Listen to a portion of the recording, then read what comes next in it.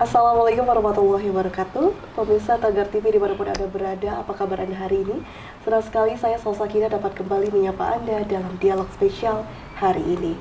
Pemirsa, peran DPRD terhadap masalah lingkungan sangat signifikan karena DPRD memiliki kewenangan untuk bisa membentuk dan juga mengawasi kebijakan-kebijakan di tingkat daerah terkait lingkungan.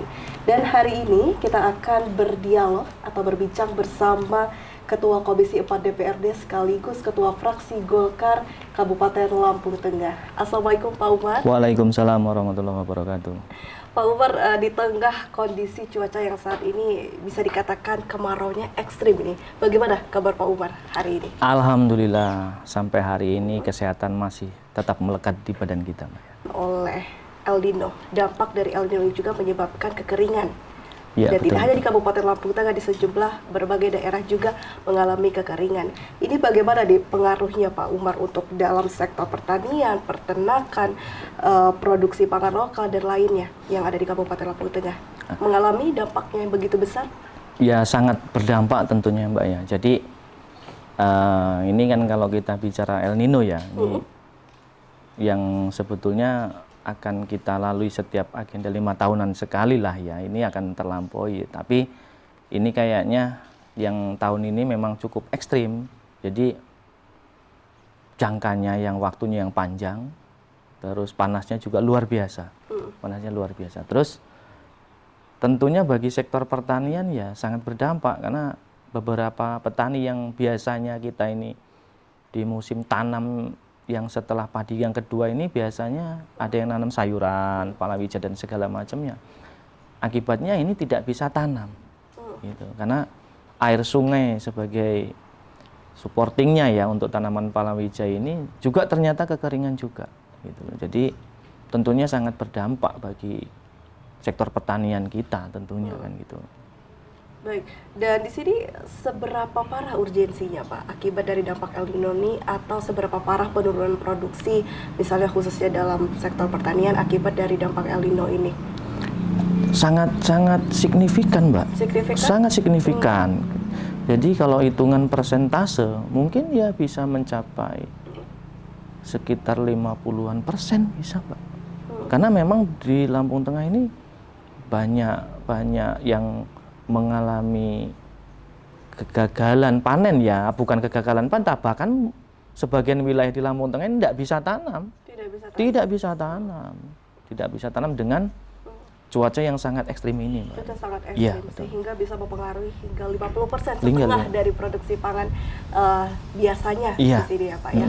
Apakah hal ini dipengaruhi oleh beberapa aspek lainnya, misalnya persediaan air dan kualitas air yang saat ini kering total, atau ada aspek lainnya Pak Umar di sini? Yang sangat berdampak itu dari sumber airnya ya Mbak ya. Dari sumber airnya. Jadi kalau kualitas air ini kalau untuk di Lampung Tengah enggak berpengaruh ya, karena sumber pengairan kan gitu loh. Jadi tidak terlalu kalau itunya. Tapi kalau memang sumber sekarang kering gitu, kita bisa lihat hanya seberapa mungkin luas wilayah di Lampung Tengah yang saat ini di tanah yang masih bisa untuk bercocok tanam ya, ini sangat sedikit. Hanya jenis-jenis tanaman tertentu saja yang masih bisa bertahan, dan ini jumlahnya juga sangat kecil lah.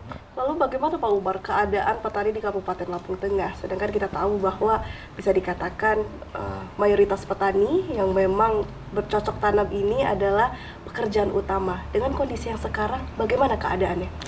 Ya, mereka tentunya mensiasati ya Mbak ya. Mensiasati mungkin untuk di lahan yang kering ya Mbak ya. Lahan kering mereka masih menanam jenis tanaman yang mungkin katakan masih kuat dengan cuaca yang ekstrim, semacam misalkan kita ngomong singkong gitu kan, masih memungkinkan untuk bisa tumbuh dalam kondisi yang cukup ekstrim. Cuman ya kita tahu jangka panennya juga kan waktunya paling cepat ini 6 bulan bisa dipanen. Terus ya ini kan singkong ini kan juga sebagian kan memang ditanam untuk industri tapioka kan gitu ya Mbak ya. Artinya masyarakat yang petani mungkin ini cenderung ke konteksnya untuk sumber pangan mereka ini kan adanya di sektor persawahan sebetulnya. Nah, sekarang persawahan ini bagaimana kabarnya dengan kondisi tidak ada air? Tentunya kan tidak bisa tanam.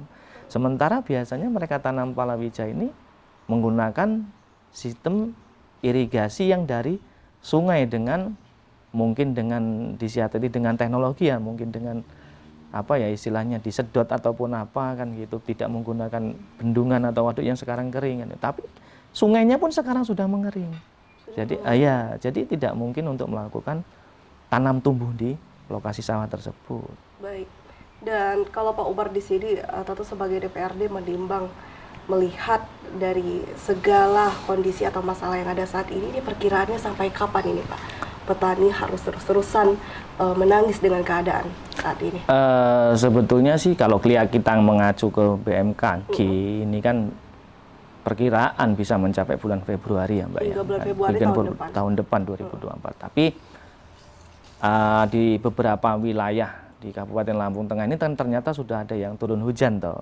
Ada yang turun hujan, mungkin di bulan 11 akhir kita mungkin ada sebagian yang sudah mulai bercocok tanam untuk palawija di lahan kering ya Mbak ya kan gitu. Jadi harapannya dengan kondisi yang sudah ada mulai ini masyarakat bisa sedikit tersenyum lah dengan adanya kegiatan untuk bisa bercocok tanam walaupun hanya di sebagian ya Mbak ya. Saya lihat belum merata sih hujan ini. Gitu. Jadi ada secerca harapan betul sekali turunnya hujan di beberapa daerah di Kabupaten. Betul. Baik, terima kasih Pak Umar. Nanti kita lanjutkan kembali perbincangan kita. Dan untuk pemirsa jangan kemana-mana, tetap di Dialog Spesial.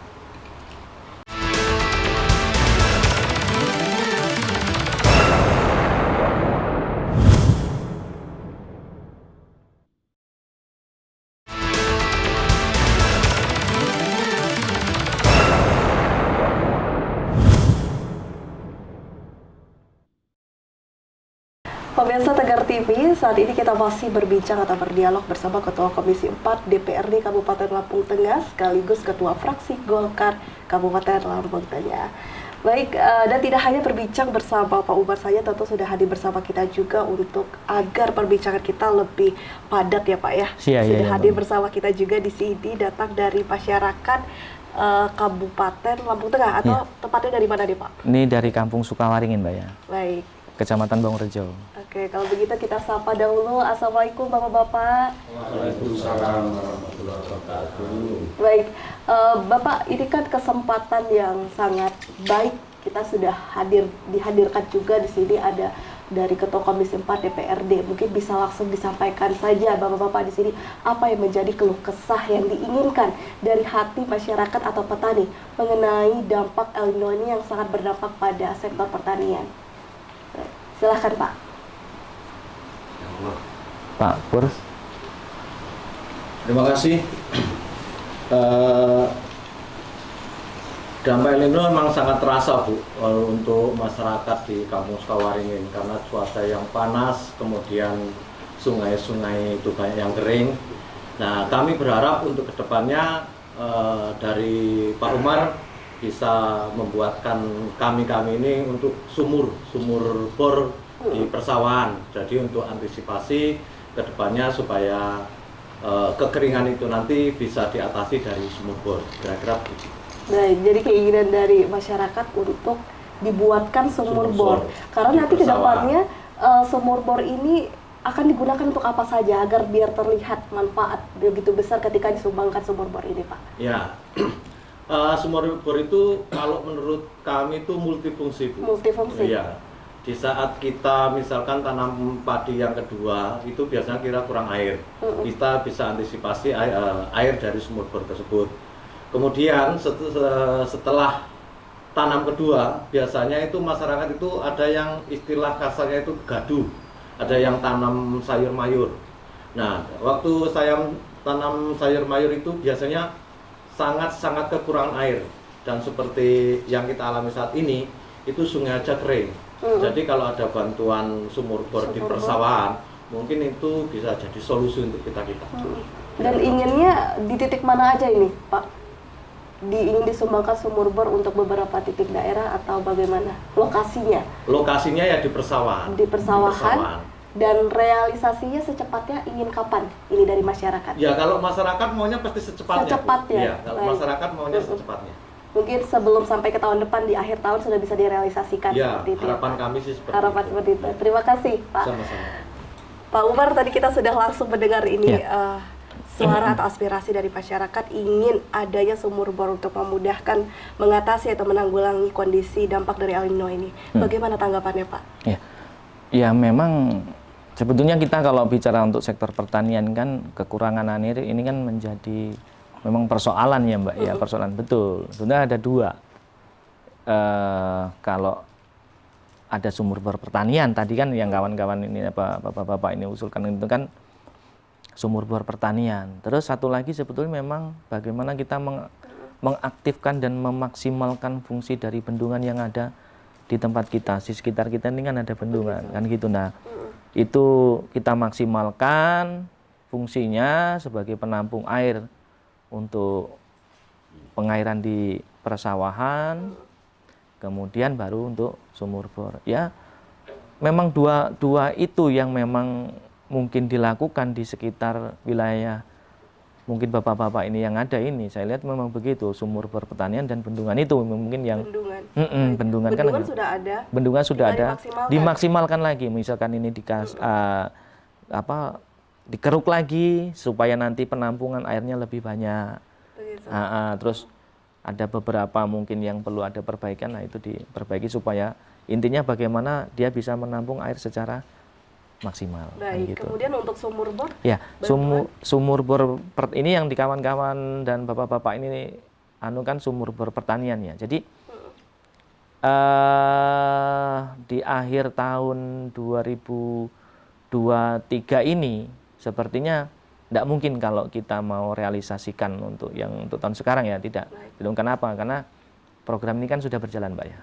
Kita sudah berjalan, tapi ini menjadi agenda khusus. Artinya biar nanti ini tidak terulang, artinya tidak terulang, kita sudah antisipasi ketika terjadi lagi yang seperti ini, kita sudah siapkan sumur bor sebagai solusinya. Ini artinya nanti di 2024 insya Allah nanti kita dorong.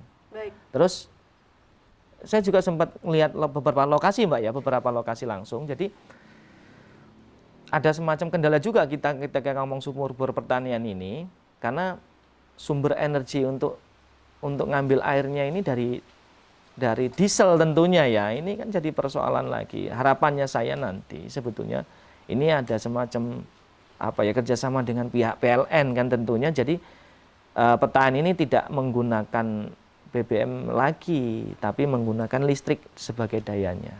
Harapannya sih seperti itu. Saya lihat beberapa lokasi itu akan lebih efektif dan lebih efisien sebetulnya kalau pakai. Tapi seandainya itu nggak memungkinkan, ya tetap kita dorong dengan yang sudah ada, kan gitu.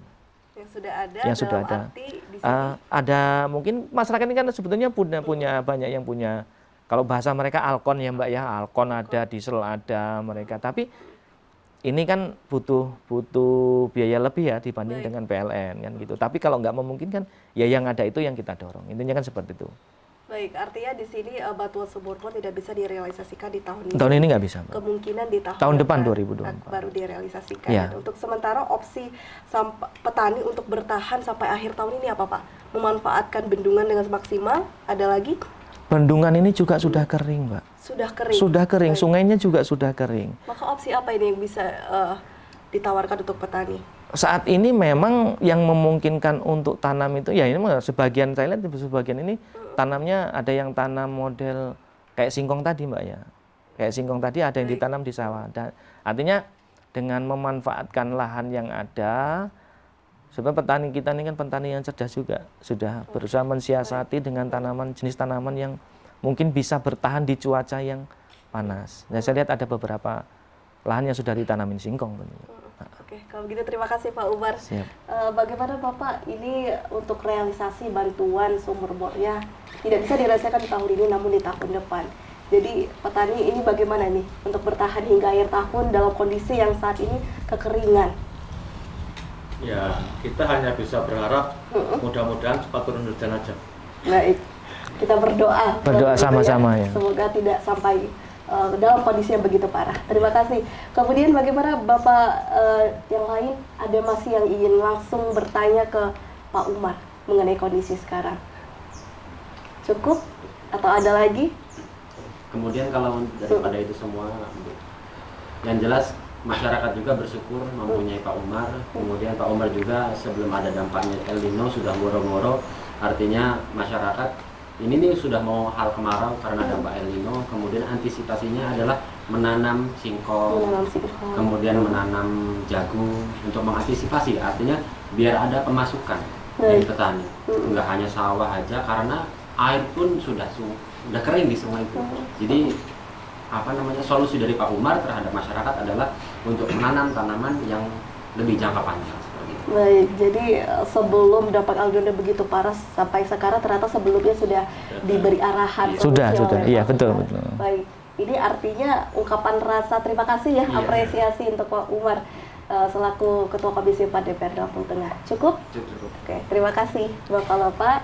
Pak Umar tadi sudah kita dengarkan ini ada ungkapan cinta dari masyarakat, apresiasi. Ternyata sebelum dampak El Nino begitu parah terjadi, sekarang sebelumnya sudah diworo-woro juga ya dari Sudah, karena ya sama sih. Artinya karena saya juga akan dibesarkan dari seorang petani ya Mbak ya. Jadi apa yang mereka rasakan pun saya juga sama merasakan. Jadi saya sering berinteraksi dengan petani itu ya karena memang bahasa saya senasib sepenanggungan. Sawah mereka kekeringan, sawah saya juga kekeringan sama. Jadi ketika saya ada ide untuk ada solusi, pasti akan saya ajak mereka. Iya. Karena di sini Pak Umar selaku DPR terus selalu banyak ya Pak ya untuk ngobrol. Iya, banyak waktu bersama. Ini biasanya kapan nih Pak kalau boleh cerita? Kalau untuk menyerap aspirasi masyarakat. Sebetulnya kalau kegiatan resminya kan kita ada reses ya, ada reses. Tapi sebetulnya di hari-hari luang pun saya open house ya Mbak ya. Artinya kawan-kawan, bapak-bapak, ibu-ibu masyarakat ini saya terbuka kok. Kadang saya malah yang sengaja turun mereka langsung ke sawah, ke ladang mereka, ke rumah mereka. Saya turun, saya sambangi gitu loh. Karena ya biasa, kita kan masyarakat biasa. Ayo, keluhan mereka adalah satu bentuk tanggung jawab saya yang harus saya realisasikan tentunya kan gitu. Baik, luar biasa sekali Pak Umar, saya apresiasi sekali karena memang tugas utama DPRD adalah memperjuangkan aspirasi masyarakat dan sudah dilakukan oleh Pak Umar. Terima kasih Pak Umar, nanti kita lanjutkan kembali perbincangan kita dan untuk pemirsa jangan kemana-mana, tetap di Dialog Spesial.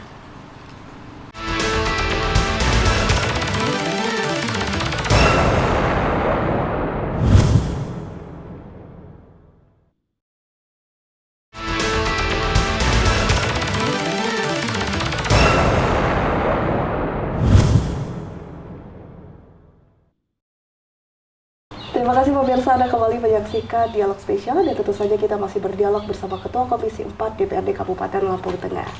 Baik, Pak Umar, kita lanjutkan kembali perbincangan kita masih seputar mengenai dampak El Nino yang ternyata tidak hanya mengakibatkan kekeringan yang berdampak pada sektor pertanian.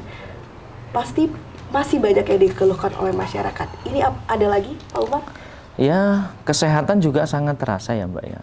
Lihat dengan cuaca yang ekstrim ini, di tingkat kesehatan masyarakat juga ya menurun ya Mbak. Memang pastinya dengan cuaca yang panas ini imun tubuh gitu kan pasti akan turun juga kan gitu. Nah, di situ saya lihat ini adalah salah satu bentuk tanggung jawab kita ya, tanggung jawab kita untuk bagaimana memikirkan nasib masyarakat kita dari sektor kesehatan masyarakat.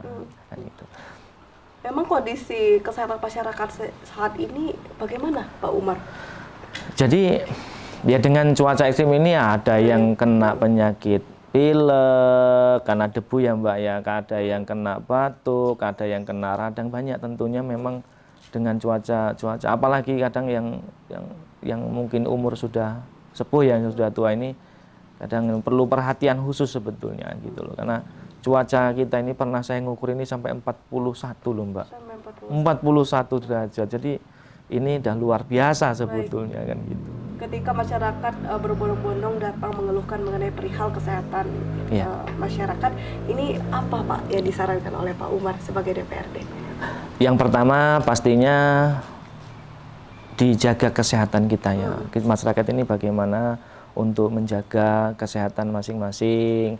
Terus mengurangi sebetulnya Mbak, mengurangi di siang hari ini karena cuacanya yang sangat ekstrim untuk apa ya, terkena instruksi terkena sinar matahari secara langsung sebetulnya ini agak dikurangi karena memang luar biasa ketika siang hari sangat terasa panasnya. Kemudian kami di Komisi 4 memang koordinasi ya Mbak dengan Dinas Kesehatan Lampung Tengah mendorong supaya ada pencegahan ataupun ada upaya terkait dengan menurunnya kesehatan masyarakat dengan dampak El Nino ini. Kemudian di Dinas Kesehatan juga kami juga mendorong supaya mengaktifkan, memperbanyak stok-stok obat untuk di puskesmas. Jadi mereka jika ada keluhan sakit ataupun apa dari masyarakat bisa langsung terlayani. Baik, jadi sudah ada upaya dikomunikasikan, dorongan-dorongan untuk dinas terkait mengenai hal ini. Lalu sejauh ini yang terpantau atau terlihat upaya pemerintah atau mitigasi yang dilakukan dampak dari El Nino khususnya pada kesehatan ini apa Pak Umar? Di puskesmas ini Mbak ya, di puskesmas yang ada di setiap kecamatan ya rata-rata ini di setiap kecamatan ini mereka sudah cukup baik ya, cukup baik melakukan antisipasi pelayanan terhadap masyarakat. Ini saya beberapa kali juga melihat langsung ke lokasi, mereka bekerja cukup baik kok. Antisipasinya mereka sigap, mereka melayani dengan baik. Saya kira baik kok. Jadi tidak ada yang perlu dikritisi di sini Pak Umar, saya kira karena sudah baik koordinasi antara dinas Iya. kesehatan, kemudian bersama masyarakat, seperti itu ya Pak ya. Terus satu lagi Ada mungkin lagi? Mbak, jadi kemarin di APBD perubahan ini terkait dampak El Nino ini memang pemerintah Lampung Tengah ini mengantisipasi ya karena ada kekurangan sumber air minum ya tentunya ini. Di Lampung Tengah ini ada cukup banyak kita siapkan untuk sumur bor. Sumur bor bagi masyarakat ya, untuk bukan yang di pertanian tapi untuk di lingkungan masyarakat sebagai air minum dan segala macam. Untuk konsumsi ini cukup banyak kok. Jadi tujuannya ini kembali juga agar masyarakat ini bisa mendapatkan sumber air yang bersih dikala musim kemarau seperti ini. Itu tidak ada lagi nanti yang merasa kekurangan air bersih. Ini harapannya. Ngelihat memang cuaca yang sangat ekstrim ini, Pak. Ini sudah kami lakukan dan insya Allah ini kan sudah mulai berjalan kegiatan tersebut. Iya, sudah mulai berjalan. Lalu secara realita, apakah ini sudah bisa mencukupi untuk kebutuhan konsumsi air bersih masyarakat? Kalau mencukupi relatif ya, Mbak ya. Masih relatif. Artinya mungkin kalau hanya untuk kebutuhan rumah tangga tentunya sudah cukup lah. Sudah cukup. Cuman kalau ini mungkin ada agenda khusus, acara khusus, nah mereka mungkin harus mengambil dari tempat yang mungkin cukup jauh ya, cukup jauh. Tapi insya Allah cukup untuk sumur bor untuk cukup. Jadi saat ini masih sebatas untuk konsumsi sehari-hari di rumah tangga untuk minum, tidak bisa lebih dari situ, ada batasannya di sini Pak Umar ya. Kemudian di sini masyarakat menerima juga tidak sih Pak di Kabupaten Lampung Tengah bantuan-bantuan obat-obatan untuk membooster stamina mereka atau masih diupayakan? Untuk menghadapi El Nino ini Mbak ya, sebetulnya itu di puskesmas itu sudah ada. Sudah ada. Jadi kalau misalkan ada keluhan apa ataupun butuh, silakan datang ke puskesmas saja, sudah ada. Sudah ada untuk meningkatkan daya tahan tubuh itu ada. Baik. Kemudian maka di sini bagaimana Pak peran dari Komisi 4 DPRD mengenai kesehatan masyarakat ini sejauh hanya memberikan dorongan-dorongan komunikasi atau ada lagi upaya lainnya? Jadi kami memang juga selain memberikan dorongan, kami juga ikut dalam mendorong penganggaran ya Mbak ya. Baik. Supaya anggaran untuk Dinas Kesehatan terkait dengan dampak El Nino ini juga tersedia cukup ya Mbak. Tidak sampai kekurangan. Jadi kawan-kawan nanti yang di Dinas Kesehatan ini ketika melakukan upaya untuk menghadapi dampak El Nino terkait dengan kesehatan masyarakat ini lebih leluasa ya, lebih leluasa dan lebih lebih berani lah untuk mengambil keputusan. Baik, artinya di sini memaksimalkan fungsi dari DPRD Iya. untuk mengelola anggaran agar lebih tepat Iya. dan optimal ya untuk Betul. mengatasi masalah ini, Pak Umar. Betul. Kalau begitu terima kasih Pak Umar, tidak terasa kita sudah harus berakhir perbincangan kita, tapi saya ingin tetap kasih kesempatan Pak Umar untuk menyapa atau ada yang ingin disampaikan untuk pemirsa di rumah. Jadi terima kasih, mungkin di kesempatan ini ingin saya sampaikan, kalaupun cuaca panas ini memang yang kita alami, tapi saya harapkan tetap dingin dalam menjaga hati dan perasaan kita. Mungkin itu Mbak ya. Baik, terima kasih Pak. Ini closing statement-nya sangat mengademkan ya untuk pemirsa yang ada di rumah. Terima kasih Pak Umar Sama-sama, atas Mbak. waktunya. Semoga sukses dan sehat Amin, selalu amin. yang terpenting. Terima kasih. Dan tak lupa saya ucapkan terima kasih juga untuk pemirsa yang ada di rumah. Tentu saja kita perlu dorong DPRD agar terus, DPRD Kabupaten Lampung Tengah untuk terus selalu mendengarkan dan memperjuangkan aspirasi masyarakat terkait isu-isu lingkungan ataupun isu dampak dari El Nino saat ini. Saya Salsa Kina, wakil yang bertugas pamit undur diri. Sampai jumpa di dialog spesial berikutnya. Terima kasih Pak. Sama-sama Mbak, terima kasih.